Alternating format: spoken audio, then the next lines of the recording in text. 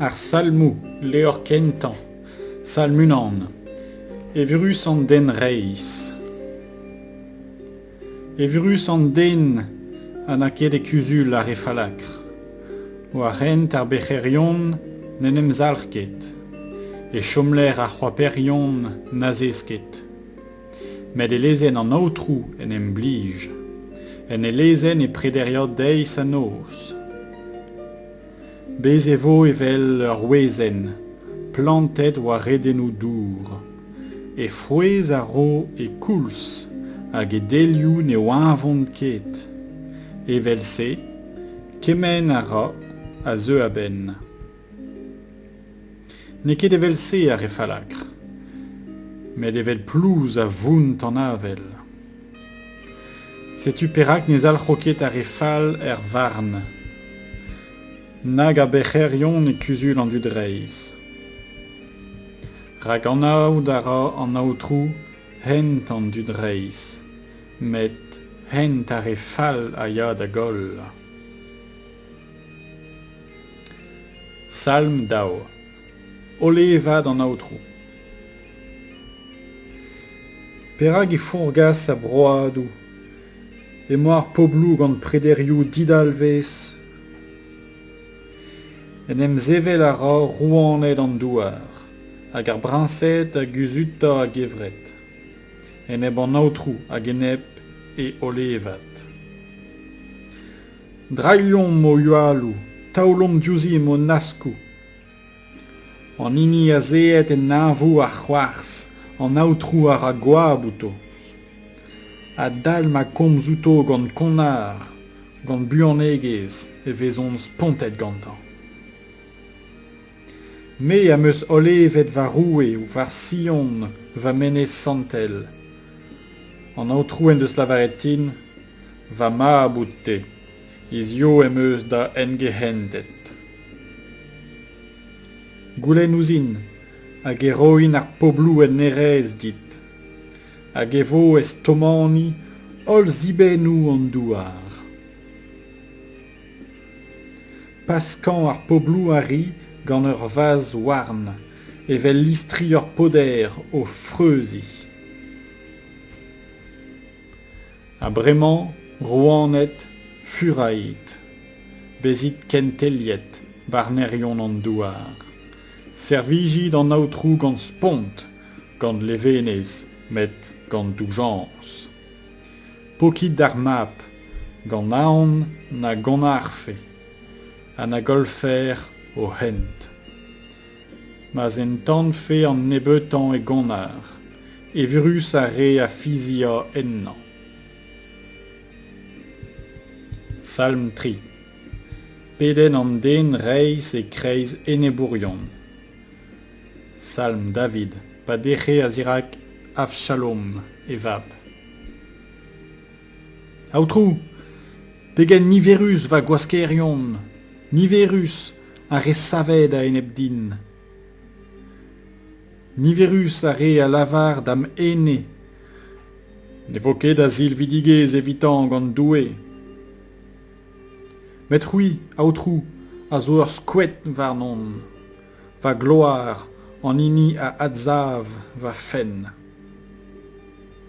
Va mouez e trezeg an aotrou a huch, hag e respond din eus e vene santel.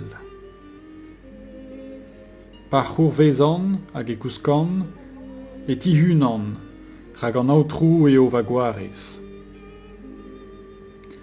N'am bet aon rag 10 miliadou a dut, trovardro lerc'hiet en dro din.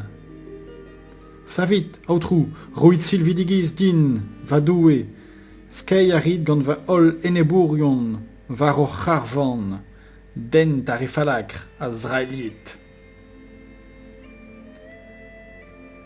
En aotrou emañ ar silvidigez, var o popl o penaos. Salm pevar. Peden a fizians e gwarez doue. Dar mest kaner, var delenou, Salm David. Pa bedan, respontit din, va doue santel. Pa vezan gwasket, distardit varnon, truez ouzin, c'est là où il va feden. Mi bion an den, pegeit, va gloire dis me ganset, no peso 40 ezebet, e klaskod ar gao. A gwezit ez eo burzudour an aotrou vid e vignon, an aotrou a selao pa uchan da vetan. Fourgassit, met na bechit ket, komzit en o kalonou var o kweleu, met tavit. Profit a berzou reis a fizit en aotrou. Kalz a lavar, piou a raidim gwelou d'an ur vat. Grit sevel var noms kler der o trem aotrou. Laket or eus levenez em c'halon, muor eget da c'houlz ma vez gwiniz a fro e leiz. E per, dioustu ma c'hourvezan e kouskan. Ra krui aotrou a nemedor, a drazur, eo a roiodin silvidigez. Salm pemp. Peden veure, dar meskaner evit ar fleutou. Salm David. Ouz va c'homzou roit skouarn aotrou, komprenit va c'hlem gant.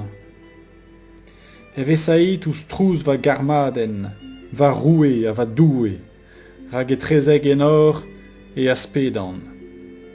Aotrou, adal ar beure e klevit va mouez, adal ar beure e kinigant d'or va feden hag e c'hortozan. Rag norket un doue a gar ar fall a griez, gant or ne jom ket an inidrouk. Ne zal ket ar zodien, dirag o taoulagat. Kassad a rit kemen ini ar a drougiez. Koled e vez gant or a re a lavar gevier, ar skuilier goat hag an tweler a zo eugus d'an aotrou. Dre largentez o kras e ruin en o ti, e stouin en o temple, santel, gant doujans ouz or. Aotrou, varenit gant o reistet, en abeg dam eneberion, plenait dirazon o hentou. Neus ket en o genou a wirionez, en o reis nemet c'hoantegez, ur bez digor eo o c'horzailien, trameo o zeot loavus. Kont daonit an ezo, o doue, met c'huitint en o menado, ma c'huitint en o menado, evit ur fec'hedou diniver ar gassid an ezo, kemen e tisantont ouz or. Al levenez o devo a re a fizia enor, da viken e vo stad eno, gwarezet e vezin gant or, hag e trido enor a re a gar o c'hanno. C'hwi a venik an den reiz aotrou, evel gant ur skouet madelezus e c'honi d'an ezan.